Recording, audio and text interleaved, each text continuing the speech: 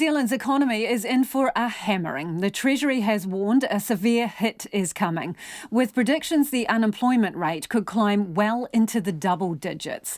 The bleak predictions come as the number of cases of Covid-19 in New Zealand continues to rise. Another 61 cases today, bringing the total to 708. 14 people are in hospital, with 2 in intensive care, but they're stable.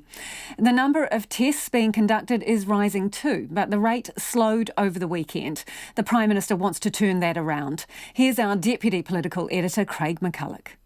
Treasury's still finalising its official forecasts for the economy, but its boss, Dr. Craig McCulloch, is under no illusion. Coronavirus is going to lead to a very severe and negative contraction. But how severe and how soon? That's the question opposition MPs were pushing for during Parliament's new look skeleton model this morning. Dr. McCulloch bringing some broad brush bad news, signalling a GDP drop of between 10 and 17% in the June quarter is not out of the question. We're expecting to see quite a very significant increase in unemployment. Forecasts that are available on the market now range between 5% to well into the double digits.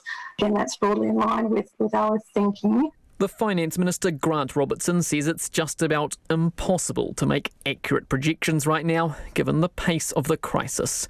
For now, unemployment sits at about 4%. But I can say with some certainty, if you take the GFC as your base, at 6.7%, we will be in excess of that. Of course, all the predictions in the world mean very little if they're not informed by the best possible data, a point stressed by ACT's David Seymour. Seems to me that not only do you have a very difficult decision to make, but actually you're being forced to make it without enough public health data. You would have heard the Prime Minister say yesterday, our continued support for test.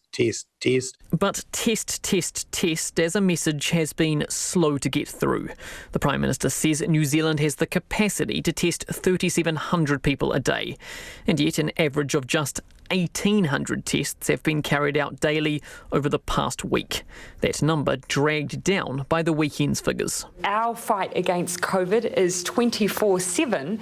Some people's access to their GPs and therefore testing, even though we have those clinics available, is, I think, impacting those numbers over the weekend. Jacinda Ardern says she's asked the Ministry of Health to look into ways to stop that drop-off over Saturday and Sunday. The criteria for testing has also now been loosened. While GPs have always had discretion, many appear to have been sticking to guidelines requiring the patient to have travelled overseas or been in contact with another case. The Director of Public Health, Dr. Craig McCulloch, says that stipulation's now been scrapped altogether. We do know that this will result in more testing being done, which is good, and which we are also prepared for. It's a welcome move, but one some doctors say should have happened weeks ago.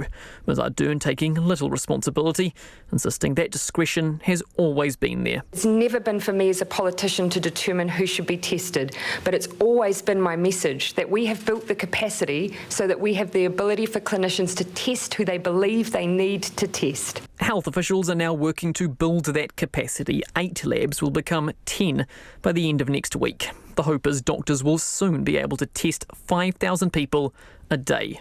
To date, the most infected group is those aged 20 to 29. More tests likely means at first more cases. A more accurate picture of the state of the fight against COVID-19. From Parliament for Checkpoint, Craig McCulloch.